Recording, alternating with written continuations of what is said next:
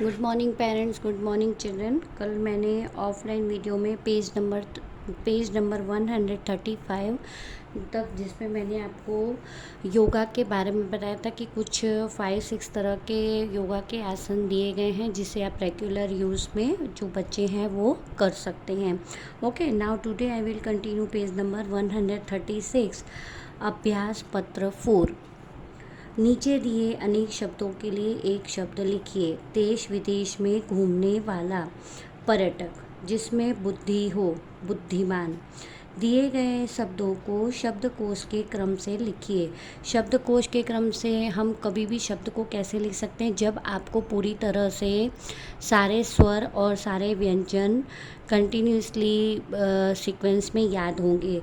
तो यहाँ पे जब भी हम शब्दकोश को क्रम में लगाते हैं तो सबसे पहले हम स्वर को अरेंज करते हैं, उसके बाद व्यंजन। तो मैंने यहाँ पे पहले से ही बनाया हुआ है आराम, उपाय, कष्ट, धरती, युद्ध और समस्या। ओके, नाउ क्वेश्चन नंबर 3, सही उत्तर चुनकर टिक लगाइए। इनमें से जातिवाचक संज्ञा कौन सी है? जातिवाचक संज्ञा यानी विद्यालय। प्रियांशी और अंकिता जो है वो संज्ञावाचक है, यानी ये नाम है। उमंग का समानार्थक शब्द क्या है? उमंग जैसा ही दूसरा समानार्थक शब्द क्या है? समानार्थी उसका उत्साह। सम्मानित शब्द में कौन सा प्रत्यय है? इत।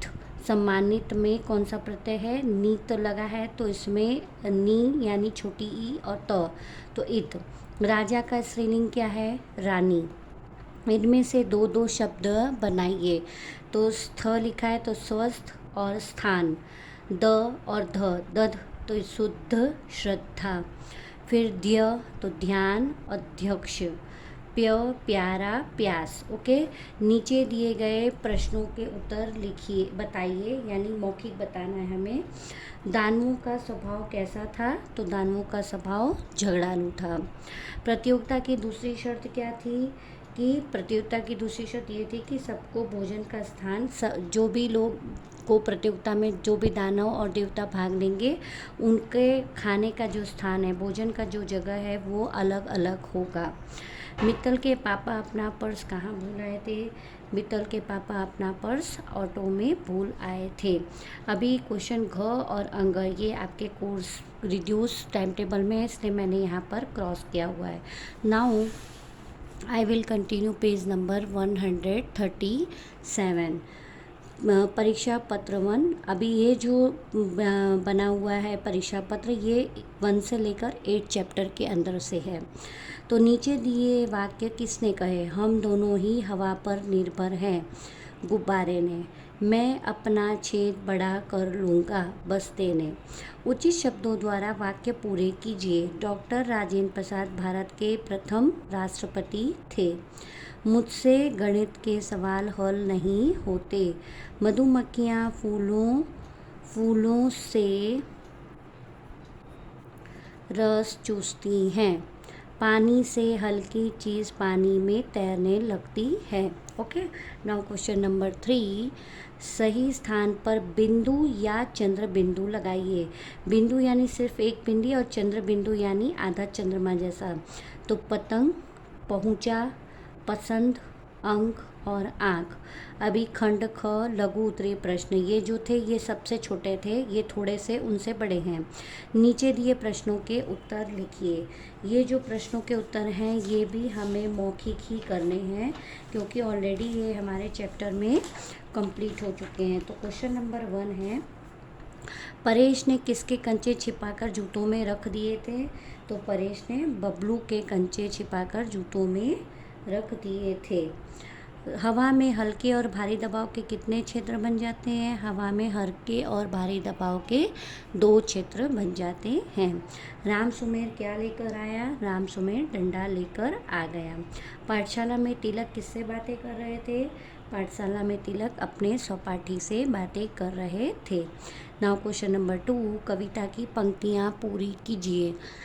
एक समय की बात बताऊं, कई दिनों का भूखा बंदर खाने को कुछ पा जाने को घूम रहा था इधर उधर। ठीक है, अब नीचे जो दिया है इन मुहावरों का वाक्यों में प्रयोग कीजिए।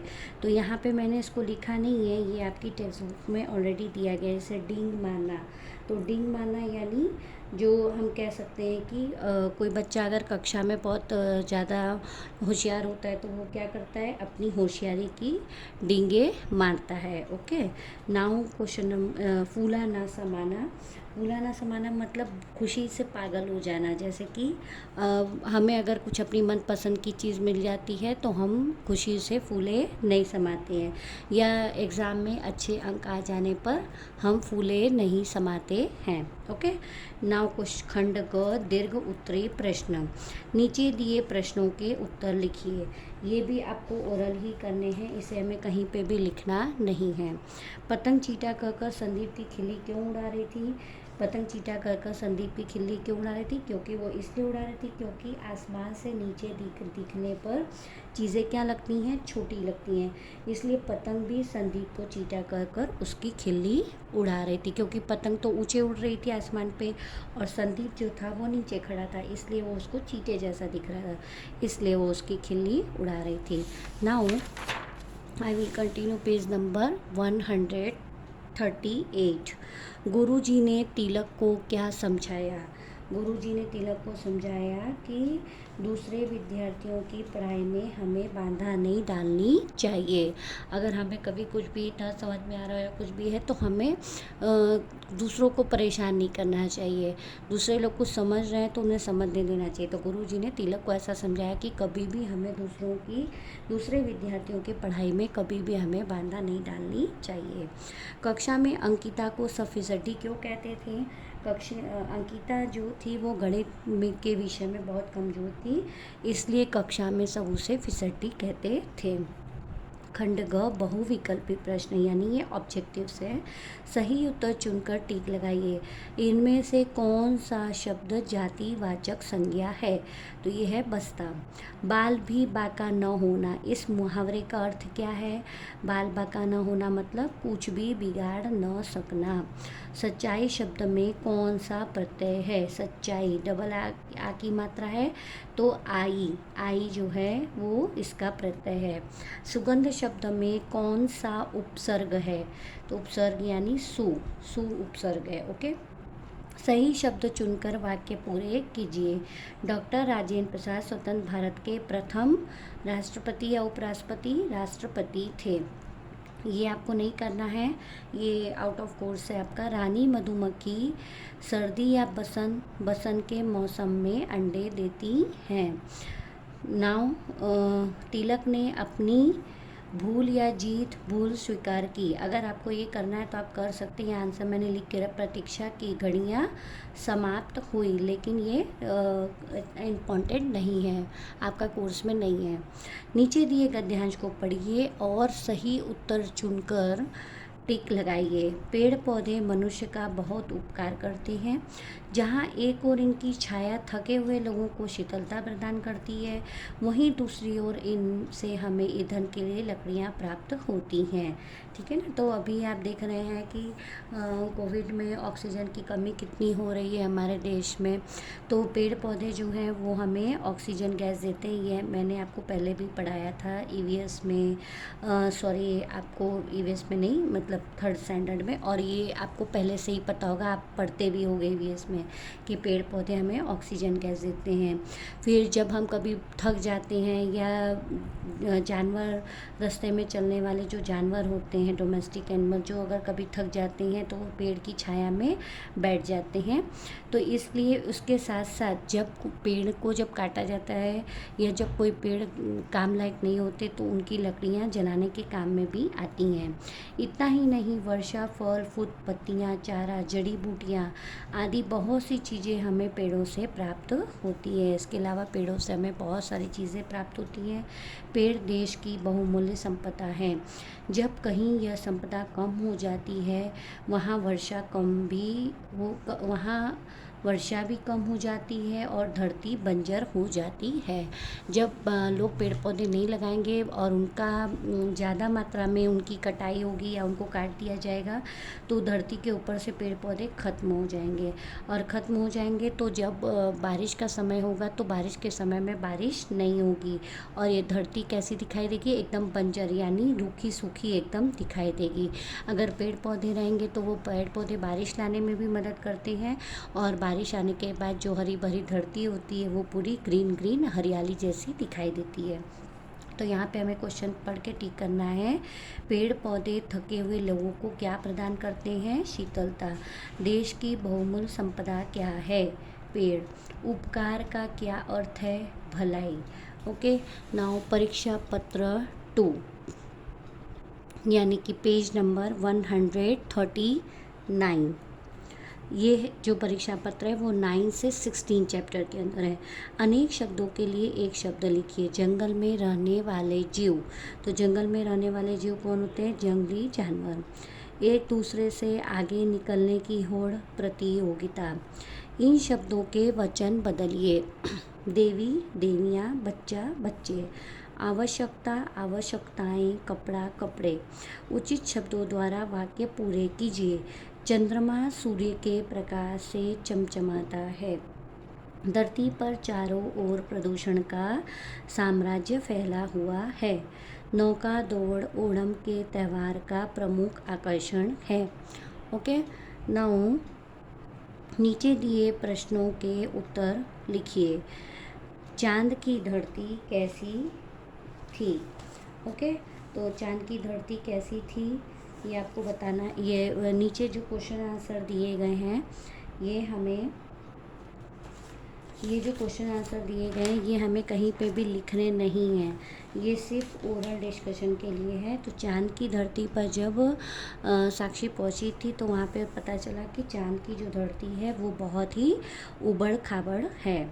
फिर ये क्वेश्चन हमारा आउट ऑफ कोर्स है। मित्तल को गीता चोपड़ा पुरस्कार क्यों दिया गया?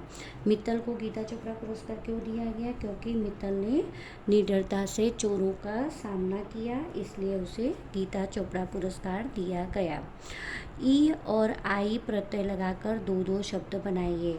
तो ई से राष्ट्रीय और भारतीय, फिर आई में पढ़ाई, सुनाई। फिर नीचे दिए गए शब्द वाक्यों में शब्दों का क्रम ठीक करके लिखिए। तो ये दोनों जो है ये आपके रिड्यूस टाइम टेबल में है, इसलिए मैंने नहीं लिखा है। नीचे दिए वाक्यों के काल लिखिए। मैंने आपको प्रेजेंट, पास्ट और फ्यूचर टेंस बताए थे, तो उसमें मैंने बताया था प्रेजेंट टेंस जो होता है वो वर्तमान काल बोलते हैं उसे हिंदी में। पास्ट टेंस जिसे हम बोलते हैं पास्ट टेंस जिसे फ्यूचर टेंस जिसे हम बोलते हैं भविष्यत काल, और जो पास्ट टेंस होता है उसे हम बोलते हैं भूतकाल। तो प्रियांशी समय पर विद्यालय पहुँचेगी, तो ये हमारा हुआ भविष्यत काल। पहुँचेगी मतलब ये आगे जब जाएगी तब की बात है। अक्षिता भोजन कर रही है, तो ये अभी की बात है, इसलिए वर्तमान काल। ठीक है, now I will continue page number 140। नीचे दिए प्रश्नों के उत्तर दीजिए। दीर्घ उत्तरी प्रश्न यानी ये थोड़े बड़े वाले क्वेश्चन आंसर है, लेकिन इनको हमें कहीं पे लिखना नहीं है। चांद पर जाते समय साक्षी को धरती कैसी दिखाई दी? तो चांद पर जाते समय साक्षी को चंद्रमा के ठंडे ठंडे प्रकाश में नीले रंग की धरती बहुत ही खूबसूरत दिखाई दी। चांद की धरती पर पहुंचकर साक्षी उदास क्यों हो गई? क्योंकि वहाँ जब वो पहुँची तो उसे खूब सारे गड्ढे दिखाई दिए, क्योंकि उसे लगा कि नीचे से चांद इतना सुंदर दिखाई देता है तो वो बहुत ही सुंदर होगा ऊपर से भी। लेकिन जब वो वहाँ पहुँचती है तो वहाँ पे उसे बहुत सारे गड्ढे दिखाई देते हैं, ना ही उसके ऊपर पेड़ पौधे होते हैं, ना ही पशु पक्षी, और वहाँ की धरती भी बहुत ही वीरान होती है। तो ये सब देखकर साक्षी बहुत ही उदास हो जाती है। फिर ये हमारे रिड्यूस टाइम टेबल में है। अनुराग अलमारी के पीछे छिपकर क्या देख रहा था? तो अनुराग अलमारी के पीछे देखकर दादाजी को देख रहा था, जो फटी पुरानी कॉपियों के पन्ने निकालकर नई कॉपियाँ बना रहे थे। नावखंड घ बहुविकल्पी प्रश्न, सही उत्तर चुनकर टिक लगाइए। आक्रमण शब्द का क्या अर्थ है? आक्रमण का अर्थ है हमला। इनमें से समुच्चय बोधक शब्द कौन सा है? लेकिन। समुच्चय मतलब हम बीच में जो ऐड करते हैं, लेकिन, और ये सब जो होते हैं वो हमारे समुच्चय बोधक शब्द होते हैं। हाथ बटाना इस मुहावरे का क्या अर्थ है? सहायता करना। मित्र का विलोम क्या है? शत्रु। नीचे दी गई पंक्तियाँ पढ़िए और सही उत्तर चुनकर लगाइए। सही उत्तर चुनकर टिक लगाइए। पर्वत कहता शीश उठाकर तुम भी ऊंचे बन जाओ, सागर कहता है लहराकर मन में गहराई लाओ। पृथ्वी कहती धैर्य न छोड़ो कितना भी हो सिर पर भार, नभ कहता है फैलो इतना ढक लो तुम सारा संसार। ओके, तो यहाँ पर पर्वत कहता है कि तुम अपना सिर जो है वो ऊंचे उठाकर जियो और तुम भी ऊंचे मतलब बन जाओ, मतलब बहुत आगे तक जाओ, ऐसे ऐसे काम करो। और सागर क्या कहता है? लहराकर सागर का काम होता है, उसके पानी का काम होता है लहराना। तो वो कहता है कि तुम मन में गहराई लाओ, मतलब किसी भी काम को करने के लिए हमारे मन में जो है वो डीप तक हमें उसके बारे में सोचना चाहिए कि हमें किस तरह से उस काम को करना है। पृथ्वी कहती धैर्य न छोड़ो कितना भी हो सिर पर भार। अब पृथ्वी क्या सिखाती है कि कितनी भी मुसीबत क्यों ना हो, हमें धैर्य से पैशन के साथ काम करना चाहिए, हमारे भले ही हमारे सामने कितनी भी मुसीबतें क्यों ना हो। नभ कहता है फैलो इतना ढक लो तुम सारा संसार। तो नभ क्या कहता है? नभ मतलब आकाश। वो कहता है कि तुम इस तरह से इतने अच्छे अच्छे बड़े बड़े काम करो कि संसार के सभी लोग तुम्हें जाने पहचाने, ठीक है, तुम्हारा सब जगह नाम हो। तो यहाँ पे क्वेश्चन दिया है, धैर्य न छोड़ने की बात कौन कर रहा है? पृथ्वी। सारे संसार को कौन ढक कर रखता है? नभ। ओके, तो यहाँ पर हमारा पेज नंबर 136 से लेकर 140 तक ये पूरा फिनिश हो गया है। ये नेक्स्ट पेज में हमारा शब्दकोश दिया गया है, जो हमारे फ़िलहाल यहाँ पे एक्सप्लेनेशन की कोई ज़रूरत नहीं है। जैसे आप इंग्लिश में डिक्शनरी पढ़ते हो, लाइक वैसे ही हिंदी में शब्दकोश होते हैं। तो जैसे आप इंग्लिश में डिक्शनरी में जब कोई वर्ड्स फाइंड करना होता है तो आप कैसे उसमें ABCD ऐसे आप जाते हो कंटिन्यू में, तो उसी तरह यहाँ पे भी क्या करना है कि जब भी आपको कोई शब्द ढूंढना हो तो आपको वहाँ पे A, I, E वैसे शब्द के सीक्वेंस में जाना होगा, तब आप जाके वो शब्द को ढूंढ पाओगे। वो शब्द का अर्थ आपको अगर ढूंढना है तो आप वो शब्द के अर्थ को पढ़ पाओगे। तो यहाँ पे देखिए A, I, E, फिर ये पूरे I,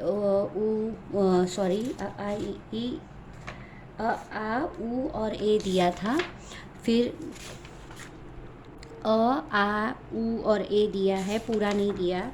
फिर उसके बाद क ख, फिर ग घ, इसमें कुछ कुछ बीच में से मिसिंग है। तो आपको कभी भी आपको अभी छुट्टियां चल रही तो आप ये शब्दों के अर्थ बैठकर पढ़ सकते हो, ताकि आपका जो शब्दकोश का जो शब्दों का अर्थ का है उसके नॉलेज आपको ज़्यादा से ज़्यादा मिलेगी। तो आपको पता चलेगा जो आपको वर्ड मीनिंग में, यानी जो आप न्यू वर्ड्स लिखते हो उसमें आपकी बहुत ही हेल्प होगी। ओके, तो इसका जो भी है वो मैं PDF बनाकर, जो भी मैंने अभी पेज नंबर 136 से जो भी मैंने एक्सरसाइज करवाई अभ्यास पत्र और परीक्षा पर, इसका मैं PDF बना के डाल दूँगी। तो जिसका जो भी मिसिंग होगा वो लिख लेगा। Okay, thank you.